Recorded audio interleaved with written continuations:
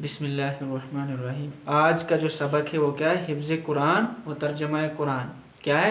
حفظ قرآن و ترجمہ قرآن۔ چلو پڑھو۔ اعوذ باللہ من الشیطان الرجیم۔ اعوذ باللہ من الشیطان الرجیم۔ بسم اللہ الرحمن الرحیم۔ بسم اللہ الرحمن الرحیم۔ سورۃ الفلق مکیہ۔ سورۃ الفلق مکیہ۔ قل اعوذ برب الفلق۔ قل اعوذ برب الفلق۔ من شر ما خلق۔ من شر ما خلق۔ ومن شر غاسق اذا وقب۔ ومن شر غاسق إذا وقب۔ ومن شر النفاثات في العقد۔ ومن شر النفاثات في العقد۔ ومن شر حاسد إذا حسد۔ ومن شر حاسد إذا حسد۔ صدق اللہ العظیم۔ صدق اللہ العظیم۔ کیا؟ بسم اللہ الرحمن الرحیم۔ شروع کرتا ہوں اللہ کے نام سے جو بڑا مہربان نہایت رحم والا ہے۔ اس کے بعد مختصر یہ ہے اس سورہ کا ترجمہ، قل اعوذ برب الفلق، یعنی کہہ دو کہ میں صبح کو پیدا کرنے والے رب سے پناہ طلب کرتا ہوں، اس کی پیدا کی ہوئی تمام مخلوق کے شر سے اور اندھیری رات کے شر سے جب وہ سمٹ کر چھا جائے، اور گروہوں پر پڑھ کر پھونکنے والیوں کے شر سے اور حسد کرنے والوں کے شر سے جب وہ حسد کرے۔ یہ مختصر ترجمہ ہے۔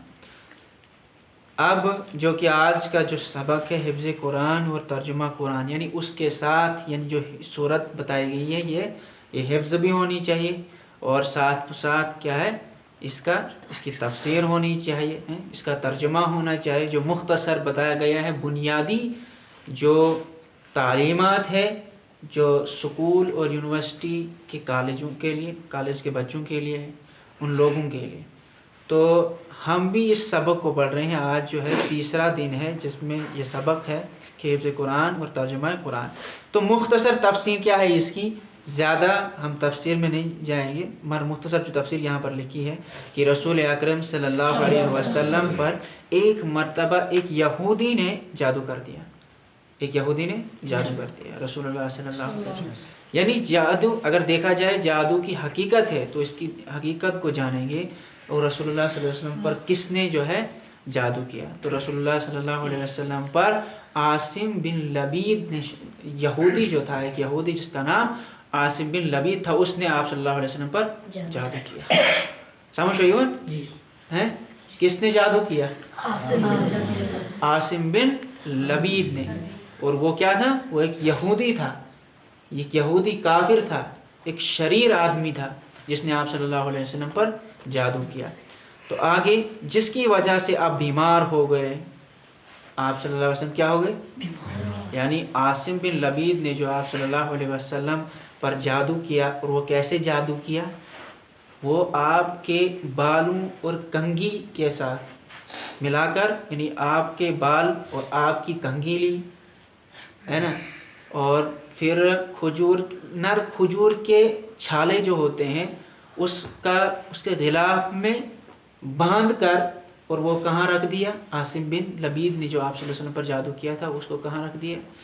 ذی روان ایک کنواں ہے جس میں آپ صلی اللہ علیہ وسلم کے لیے وہ جادو رکھ گیا، اور کنواں تھا، اس کنویں کے نیچے اس کو رکھا گیا تھا، اس میں باندھ کے وہ پورا جادو بنایا گیا تھا، اس پتھر کے نیچے رکھ دیا گیا تھا آپ صلی اللہ علیہ وسلم۔ تو اس سے کیا ہو گیا تھا؟ آپ صلی اللہ علیہ وسلم بیمار ہو گئے، آپ صلی اللہ علیہ وسلم کو کچھ دکھائی نہیں دے رہا تھا، آپ صلی اللہ علیہ وسلم بے ہوش ہونے لگے، آپ صلی اللہ علیہ وسلم کو وہ چیزیں یاد ہی نہیں رہتی تھی، آپ صلی اللہ علیہ وسلم پر وحی ہوتی تھی، وہ پھر بول جاتے کہ فرشتے نے کیا کہا، آپ صلی اللہ علیہ وسلم یعنی وہ چیزیں بھول جاتے تھے۔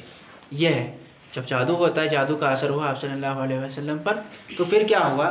بخاری شریف میں بھی حدیث ہے کہ آپ صلی اللہ علیہ وسلم حضرت عائشہ رضی اللہ تعالی عنہا کے گھر تھے، کے پاس تشریف تھے، وہاں بیٹھے ہوئے تھے، سو رہے تھے، نیند میں دو فرشتے آئے، بخاری شریف کی حدیث ہے، دو فرشتے آئے آپ صلی اللہ علیہ وسلم کے پاس، ایک سرہانے کی طرف بیٹھا اور ایک آپ کے قدموں کی طرف بیٹھا، اور ایک نے دوسرے سے پوچھا، ایک کیا پروس بیس پروسس ان کا کیا، ان کے ساتھ کیا ہوا ہے، دپن یہ میں سیت کیا گومت تھوڑا بتائیں، تو بیس بیاا فرشت سلوک جواب دیون تو ان کو جادو کیا گیا، یعنی خواب میں آپ صلی اللہ علیہ وسلم کو بتایا، آپ صلی اللہ علیہ وسلم خواب دیکھ رہے ہیں، نیند میں تھے، یعنی یہ آپ صلی اللہ علیہ وسلم بتا رہے ہیں، بعد میں پوری حدیث ہے، آپ صلی اللہ علیہ وسلم پھر حضرت عائشہ کے ساتھ بیان کر رہے ہیں کہ انہوں نے پوچھا ایک نے دوسرے سے پوچھا کہ ان کو کیا ہوا، اس نے کہا کہ ان کو جادو کیا ہے، اور وہ کس نے کیا، عاصم بن لبید نے، تو پھر آپ صلی اللہ علیہ وسلم کو یہ چیز بتائی گئی خواب میں، تو آپ صلی اللہ علیہ وسلم پھر جب یہ چیزیں بتائی گئیں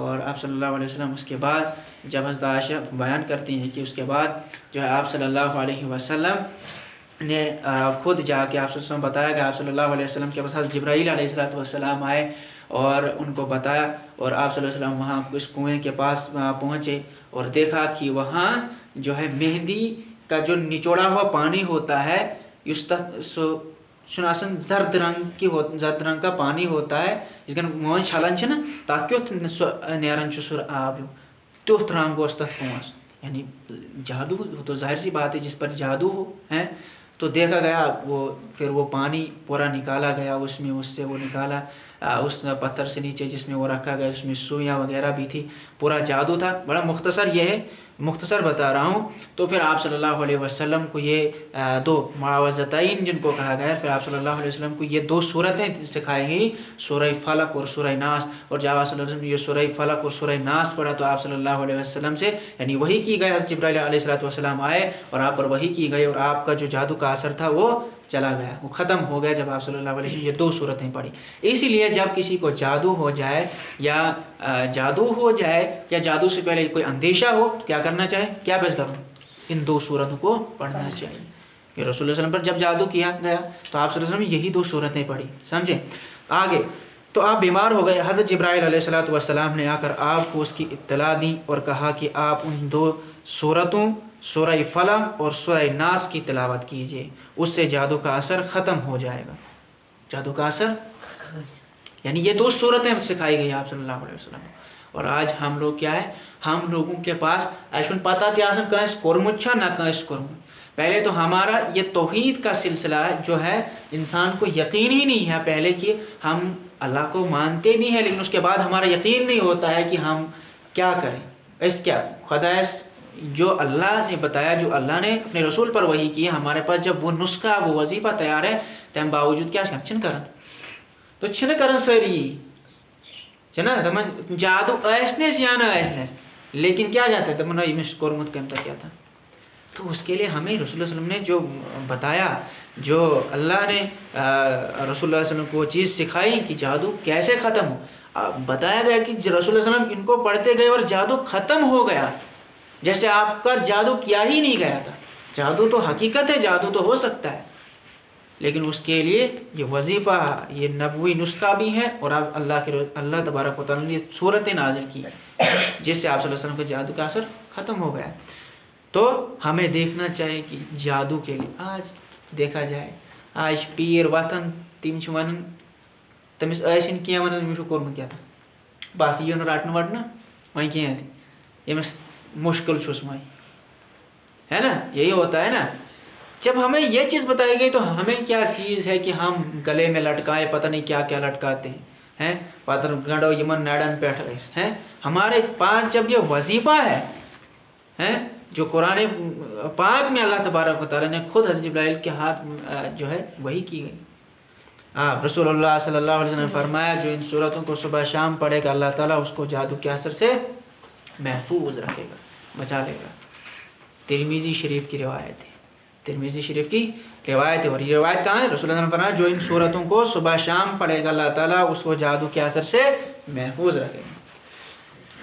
اب کیا کرنا ہے آج کے بعد ہم لوگوں نے، اس لیے آپ لوگوں نے اس کا زیادہ خیال رکھنا ہے کہ آپ لوگ جو بھی کوئی سنت کریں، جو بھی کوئی طریقہ اختیار کریں، وہ طریقہ کون سا ہونا چاہے؟ وہ طریقہ نبوی طریقہ ہونا چاہیے، وہ عادات نبی جو رسول اللہ صلی اللہ علیہ وسلم نے جو آداب سکھائے ہیں، جو آپ کے عادات تھے، جو آپ کے اخلاق تھے، وہ ان پر اگر انسان چلے تو یہ ہو ہی نہیں سکتا ہے کہ اس کے اوپر کوئی جادو ہو. اس پڑھنے اس کور جادو کور چل کوڑ گھر گندگی، یہ گندگی کیسے دور ہو جائے گی؟ تو کیا کرنا ہے آج کے بعد؟ ان 2 صورتوں کو، جب عاصم میں نے پورا واقعہ بیان کیا کہ جب حضور پر یہ جادو کیا گیا اور آپ نے یہ 2 صورتیں پڑھی تو آپ کے اوپر جو جادو کا اثر تھا وہ ختم ہو گیا. معلوم ہوا کون آج کے بعد ان 2 صورتوں کو معمول کے ساتھ پڑھے گا؟ چلو آپ کو انشاءاللہ آج کے بعد معمول کے ساتھ ان 2 صورتوں کو ہم پڑھیں گے. سوتے وقت ضرور پڑھنا چاہے. اور اس کی دوسری بھی فضیلت ہے نا، جو قل ہے ان کی دوسری بھی فضیلت ہے کہ جو شام کو پڑھے گا اور پھر باوضو ہو کر جو ہے سو جائے گا، اس کو جب وہ نیند میں کروٹ لے گا یا بیدار ہو جائے گا اور جب بھی وہ بھی کوئی بھی چیز مانگ لے گا اللہ تعالیٰ سے تو وہ اس کو اللہ تعالیٰ عطا فرمائے گی.